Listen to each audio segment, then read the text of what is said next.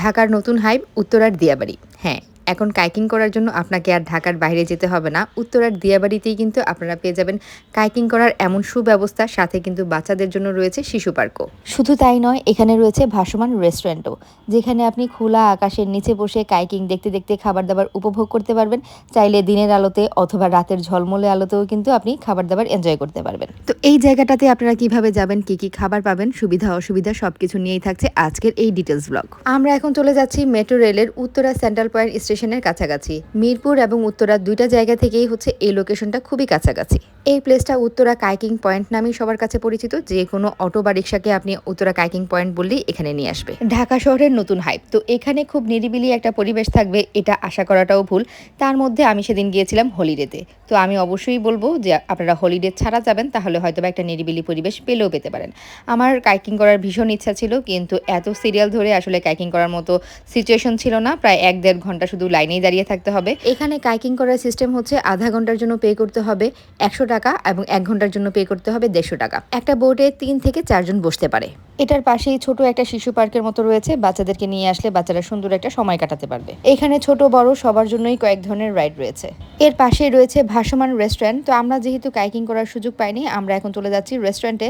যে রেস্টুরেন্টে বসে থেকে আমরা বাইরের এনভায়রনমেন্টটা এনজয় করব।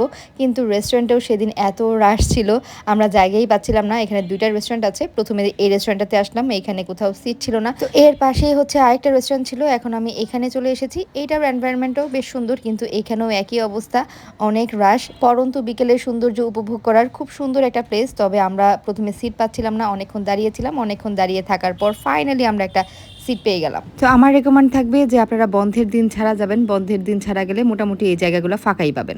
ভিডিওতে এই জায়গাগুলো দেখে আমরা যতটা শান্ত নিরিবিলি ভাবি, সামনাসামনি কিন্তু ঠিক তার বিপরীত। ঘোরাফেরার জায়গাতে ভিড় থাকবে, এটাই কিন্তু স্বাভাবিক। আমি আপনি যেমন যাব, সবাই তেমনি যাবে, তো ভিড় ভাড়টা তো হবেই। তবে বন্ধের দিনটা এড়িয়ে গেলেই আমার কাছে মনে হয় এই জায়গাটার সৌন্দর্য আপনারা পুরোপুরি উপভোগ করতে পারবেন। আমি নেক্সটে অবশ্যই বন্ধের দিন ছাড়া একদিন যাওয়ার ট্রাই করব।